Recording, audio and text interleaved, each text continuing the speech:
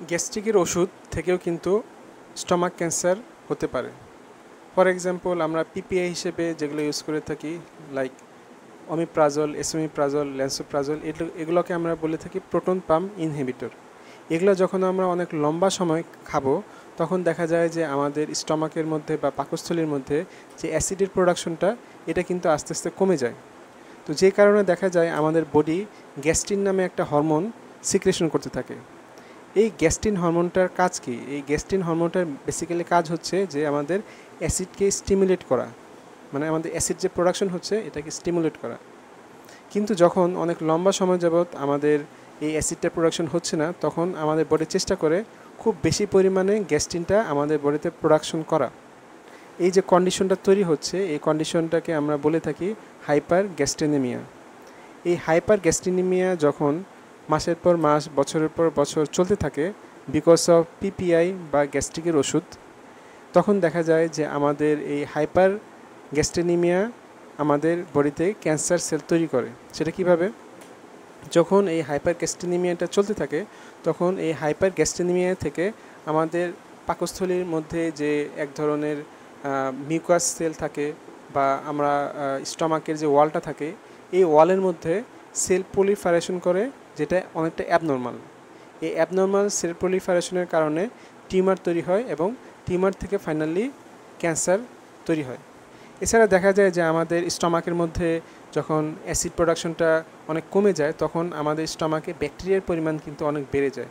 সেটা হতে পারে হেলিকোব্যাক্টার পাইলোরি ব্যাকটেরিয়া অথবা নন হেলিকোব্যাক্টার পাইলোরি ব্যাকটেরিয়া। এই ব্যাকটেরিয়াগুলো যখন অনেক বেশি পরিমাণে বেড়ে যাচ্ছে, তখন কিন্তু সাইটোকাইন প্রোডাকশন করে এবং গ্যাস্ট্রিক অ্যাট্রফি তৈরি করতে পারে। এই যে অ্যাট্রফিক গ্যাস্ট্রাইটিস কন্ডিশন, এই কন্ডিশনের কারণে দেখা যায় যে আমাদের স্টমাকের ওয়াল বা পাকস্থলীর যে ওয়ালটা থাকে, এটা কিন্তু অনেক পাতলা হয়ে যায় এবং অনেক থিন হয়ে যায়। তখন দেখা যায় যে আমাদের অ্যাসিডটা প্রোডাকশন ঠিকমতো হতে পারে না এবং এনজাইমগুলো লস্ট হয়, এবং এটা বেসিক্যালি লিঙ্ক হয়ে থাকে হেলিকোব্যাক্টেরিয়ার পাইলোরির কারণে। এবং এর কারণেই কিন্তু আমাদের সেল প্রলিফারেশন অনেক বেড়ে যায়, একটা অ্যাবনর্মাল একটা সেল গ্রোথ হয় এবং সেটা টিউমার হয়, টিউমার থেকে ক্যান্সার হয়ে যায়। এছাড়া যখন ব্যাকটেরিয়ার পরিমাণ অনেক বেড়ে যায়, তখন এই ব্যাকটেরিয়াগুলোর কারণে আমাদের ওরাল এক ধরনের ফ্লোরা তৈরি হয়।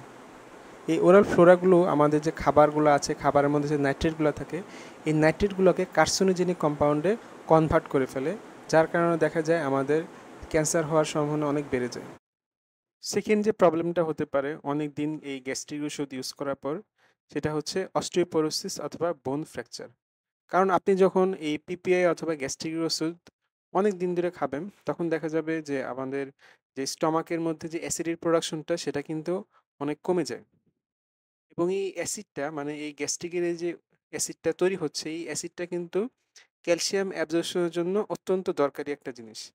তো যখন আমরা এই কন্টিনিউয়াসলি এই গ্যাসের ওষুধ খাচ্ছি, দেখা যাচ্ছে যে অ্যাসিড প্রোডাকশন হচ্ছে না এবং আমরা খাবার থেকে কিন্তু আর ক্যালসিয়ামকে অ্যাবজর্পশন করতে পারছি না। তো যার কারণে দেখা যায় যে অনেক দিন ইউজ করার পর দেখা যায় যে বোন ফ্র্যাকচার এবং অস্টিওপোরোসিস তৈরি হয়। এছাড়া আরও একটি ব্যাপার হচ্ছে বোন মেটাবলিজম। আপনি যখন অনেক দিন যাবৎ এই পিপিআই অথবা গ্যাস্ট্রিক ওষুধ খাবেন, তখন দেখা যাবে যে এই পিপিআইটা কিন্তু আমাদের যে বোনের যে অ্যাক্টিভিটিগুলো আছে, যেমন অস্টিওক্লাস্ট মানে হচ্ছে cell that break down the bone, অথবা osteoblast cell that build up bone, এই কাজগুলোতে কিন্তু এই পিপিআই কিন্তু ইন্টারফেয়ার করে। তো দেখা যায় যে এই যে ডিসরাপশনটা হচ্ছে বোনের মধ্যে, এবং এই ডিসরাপশনের কারণে দেখা যায় যে আমাদের যে বোনের যে ডেন্সিটিটা কমে যায়। তার কারণ হচ্ছে যে আমাদের যে বোনের যে মিনারেলটা আছে, এই মিনারেলটার অ্যামাউন্টটা আস্তে আস্তে কমতে থাকে এবং বোনের ফ্র্যাকচার হওয়ার সম্ভাবনা অনেক বেড়ে যায় যদি আপনি লং টার্ম এই পিপিআই অথবা গ্যাস্ট্রিক ওষুধগুলো খান সেক্ষেত্রে। এছাড়া আরও একটি স্টাডিতে দেখা গিয়েছে যে যারা অনেক দিন যাবৎ এই গ্যাস্ট্রিকের ওষুধগুলো খান, তাদের ভিটামিন বি 12 এর ডেফিসিয়েন্সি তৈরি হয়। মানে ভিটামিন যে বি 12 আছে, এগুলা কিন্তু প্রপারলি অ্যাবজর্ব হয় না আমাদের বডিতে, যে কারণে দেখা যায় যে আমাদের ব্রণের যে হেলথ আস্তে আস্তে কমতে থাকে। এছাড়া আরেকটি কারণ হচ্ছে কিডনি ড্যামেজ। আমরা যখন অনেক লম্বা সময় এই প্রোটন পাম্প ইনহিবিটরগুলো খেয়ে থাকি, তখন এটা থেকে কিন্তু আমাদের কিডনি ড্যামেজ হতে পারে। তো সেটা কিভাবে আসলে আমরা জেনে নেই। যখন আমরা অনেক লম্বা সময় এই প্রোটন পাম্প ইনহিবিটর বা গ্যাস্ট্রিক ওষুধ খাবো, তখন এটা থেকে অ্যাকুয়েট ইন্টেস্টাইনাল নেফ্রাইটিস হতে পারে। এই অ্যাকুয়েট ইন্টেস্টাইনাল নেফ্রাইটিসটা আসলে কি আমরা জেনে নিই। এটা এক ধরনের কিডনি ডিসঅর্ডার যেটা আমাদের কিডনির ইনফ্লামেশনের জন্য দায়ী। বেসিক্যালি আমাদের যে কিডনি যে টিবিউলগুলো থাকে এই কিডনি টিবিউলগুলোর ইনফ্লামেশন করে থাকে। এই কিডনি টিবিউলগুলো হচ্ছে স্মল টিবিউল যেটা আমাদের বেসিক্যালি ওয়েস্ট এবং এক্সট্রা যে ফ্লুইডগুলো বডিতে থাকে এটা ফিল্টার করে বের করে দেয়। তো যখন নাকি এখানে ইনফ্লামেশন হয় তখন দেখা যায় যে আমাদের কিডনির যে অ্যাবিলিটিটা থাকে বা আউটপুটটা থাকে এই আউটপুটটা আস্তে আস্তে কমতে থাকে। তো যখন কিডনির ফাংশনটা আস্তে আস্তে কমে যায় তখন আমাদের ইউরিনের যে আউটপুটটা হয় এটা কমে যায়, কিডনি ড্যামেজ হওয়া শুরু হয় এবং ফাইনালি যখন আমরা এটা ওষুধটা খেতে থাকি দেখা যায় যে আস্তে আস্তে আস্তে আস্তে আমাদের সিভিয়ার কিডনি ফেলিওর হওয়ার সম্ভাবনা অনেক বেড়ে যায়। এছাড়া আমরা যখন লং টাইম এই গ্যাস্ট্রিক ওষুধগুলো খেয়ে থাকি সেটা থেকেও কিন্তু হাইপোম্যাগনেসিয়ামিয়া হতে পারে যেটা আমাদের কিডনির ফাংশনের জন্য অত্যন্ত দরকারি। এই হাইপোম্যাগনেসিয়া মানে হচ্ছে আমাদের ফুড থেকে যে ম্যাগনেসিয়ামের যে অ্যাবজর্পশনটা আছে এই অ্যাবজর্পশনটা কিন্তু আস্তে আস্তে কমে যায়। তো যখন আমাদের বডিতে ম্যাগনেসিয়ামের অ্যামাউন্টটা কমে যায় এই ম্যাগনেসিয়াম একটা নেগেটিভ ইম্প্যাক্ট পড়ে থাকে আমাদের কিডনির উপর এবং আস্তে আস্তে করে আমাদের ক্রনিক কিডনি ডিজিজের দিকে এগিয়ে যায়। প্রোটন পাম্প ইনহিবিটর অথবা গ্যাস্ট্রিক ওষুধ থেকে আরও একটি প্রবলেম হতে পারে সেটা হচ্ছে হার্ট ডিজিজ। তো সেটা কিভাবে হতে পারে আসলে আমরা জেনে নিই। আমরা যখন অনেক দিন যাবত এই প্রোটন পাম্প ইনহিবিটরগুলো খেতে থাকবো তখন দেখা যায় যে আমাদের ইলেকট্রোলাইটসের ইমব্যালেন্স হতে পারে, আমাদের নাইট্রিক অক্সাইড যেটা থাকে এর বায়ো অ্যাভেলেবিলিটি আস্তে আস্তে কমতে থাকে এবং অ্যান্টিপ্লেটলেট যারা যে মেডিকেশনগুলো আছে এই অ্যান্টিপ্লেটলেট মেডিকেশনের ড্রাগ যারা খাচ্ছেন তাদের এই অ্যান্টিপ্লেটলেট মেডিকেশনের মধ্যেও কিন্তু ইন্টারাকশন করতে পারে। এক নম্বর হচ্ছে ইলেকট্রোলাইট ইমব্যালেন্স। যখন আমরা অনেক দিন যাবত এই পিপিআই খাই তখন আমাদের বডিতে ম্যাগনেসিয়ামের অ্যাবজর্পশনটাকে আস্তে আস্তে কমতে থাকে। এটাকে আমরা বলে থাকি হাইপো ম্যাগনেসিয়ামিয়া, যেটা আমাদের হার্টের যে রিদম হয় এই হার্টের রিদমটাকে আস্তে আস্তে কমিয়ে দেয় বা একটা প্রবলেম তৈরি করে, এটাকে বলা হয় অ্যারিথমিয়াস। এছাড়াও আরেকটা প্রবলেম হতে পারে সেটা হচ্ছে নাইট্রিক অক্সাইডের যে বায়োবিলিটি আছে, বায়োবিলিটি বা আমাদের বডিতে যে এটার অ্যামাউন্টটা এটাকে কমিয়ে দিতে পারে। এই নাইট্রিক অক্সাইড যে প্রোডাকশনটা যখন কমে যাচ্ছে আমাদের বডিতে এই নাইট্রিক অক্সাইডটা কিন্তু আমাদের ব্লাডের যে ভেসেলগুলো থাকে এই ব্লাড ভেসেলগুলোকে হেলদি রাখে এবং এই ব্লাড ভেসেলগুলোকে সচল রাখে। কিন্তু যখন আমাদের নাইট্রিক অক্সাইড যখন আমাদের ব্লাডে কমে যাচ্ছে তখন এই ডেফিসিয়েন্সির কারণে কিন্তু আমাদের ব্লাড ভেসেলগুলো আস্তে আস্তে চুপসে যায়। তো যার কারণে দেখা যায় যে আমাদের কার্ডিওভাস্কুলার প্রবলেম হতে পারে এবং হার্ট ডিজিজ হওয়ার সম্ভাবনা অনেক বেড়ে যায়।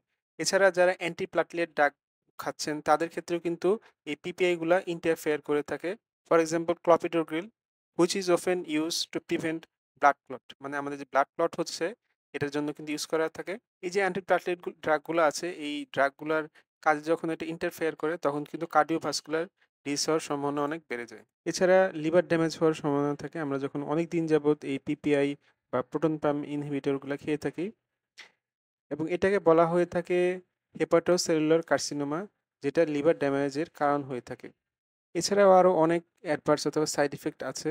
এর মধ্যে হচ্ছে ডিমেনশিয়া, নিউমোনিয়া, এসআইবিও, এন্টেরিক ইনফেকশন। এখন আসা যাক এর সলিউশনের ব্যাপারে আমরা কিছু কথা বলব। ফার্স্ট অফ অল আপনাকে অবশ্যই একজন ফিজিশিয়ান বা একজন ডক্টরের পরামর্শ অনুযায়ী এই ওষুধগুলো খেতে হবে। ফর এক্সাম্পল এটা যদি 1 মান্থ থাকে অথবা 15 দিন থাকে সেক্ষেত্রে এর থেকে বেশি খাওয়া যাবে না এবং যখন আপনার অনেক হাইপার অ্যাসিডিটি হবে ঠিক তখনই খাবেন, এরপরে খাওয়া আবার বন্ধ করে দেবেন। এছাড়া আপনি অল্টারনেটিভ কিছু সমাধান পেতে পারেন যেমন মেথি গুঁড়া বা মেথি পাউডার আপনি রাতে 1 চামচ ভিজিয়ে রেখে সকালে এটা খালি পেটে খেয়ে ফেলুন, দেখবেন আপনার গ্যাস্ট্রিকের সমস্যা অনেকাংশে দূর হয়ে যাবে। এছাড়া আপনি যেটা করতে পারেন যে আদা চিবিয়ে খেতে পারেন, সেক্ষেত্রেও কিন্তু গ্যাস্ট্রিকের সমস্যা অনেক দূর হয়ে যাবে। এছাড়া যখন গ্যাস্ট্রিকের সমস্যা হয় তখন আরও কিছু কারণ থাকতে পারে যেগুলোর জন্য গ্যাস্ট্রিকের এই প্রবলেমগুলো হয়। ফর এক্সাম্পল আপনি খাবার ঠিক ০.৫ ঘন্টা আগে পানি খাবেন, খাওয়ার সময় পানি খাবেন না এবং খাওয়ার ঠিক ০.৫ ঘন্টা অথবা ১ ঘন্টা পরে আপনি পানি খাবেন, এতে করে অ্যাসিডিটি হওয়ার সম্ভাবনা অনেক কমে যাবে। এছাড়া আপনি খাওয়ার পর সাথে সাথে শুবেন না, খাওয়ার প্রায় ২ ঘন্টা পরে শুবেন। তার কারণ হচ্ছে যে এই টাইমটাতে আপনি যদি খাওয়ার পর শুয়ে পড়েন তাহলে কিন্তু আপনার অ্যাসিডিটি হওয়ার সম্ভাবনা অনেক বেড়ে যায়। কারণ খাওয়ার পর যদি আপনি শুয়ে পড়েন তখন আমাদের ইসোফেগাস দিয়ে যে অ্যাসিডগুলা তৈরি হচ্ছে আমাদের স্টমাকের মাধ্যমে ওই অ্যাসিডগুলা চলে আসে এবং এই কন্ডিশনটাকে বলা হয় gastro oesophageal reflux disease. So সেক্ষেত্রে আমি বলব যে অনেক সময় অনেক পেশেন্টরা এই গ্যাস্ট্রিক ওষুধটা ১ মাস অথবা ১৫ দিনের জন্য দিয়ে থাকেন একজন ডক্টর অথবা ফিজিশিয়ান। কিন্তু দেখা যায় যে এই সময় পরেও অনেকেই এই ওষুধগুলা রেগুলার খেয়ে থাকেন। সকালে একটা এবং রাতে একটা। তো যে কারণে দেখা যায় অনেক সময় kidney disease, liver disease, gastrointestinal cancer হওয়ার সম্ভাবনা কিন্তু অনেক বেড়ে যায়। এছাড়া আরো অনেক ধরনের সাইড ইফেক্ট হওয়ার সম্ভাবনা কিন্তু থেকে যায়। সো অবশ্যই আপনারা এই ওষুধগুলো খাওয়ার আগে অত্যন্ত গুরুত্ব সহকারে ব্যাপারটা দেখবেন এবং যাতে করে আমাদের পরবর্তীতে আর কখনোই এই মারাত্মক রোগগুলা না হয়। আর অবশ্যই আমাদের এই চ্যানেলটি শেয়ার, সাবস্ক্রাইব এবং ফলো করতে ভুলবেন না। আর যদি আপনাদের এই ভিডিওটি ভালো লেগে থাকে তাহলে সেক্ষেত্রে অবশ্যই আমাদের কমেন্ট বক্সে জানাবেন এবং পরবর্তী কি টপিক নিয়ে আমি আলোচনা করব সেটাও কিন্তু অবশ্যই জানাবেন। Thank you very much. Stay safe and stay healthy.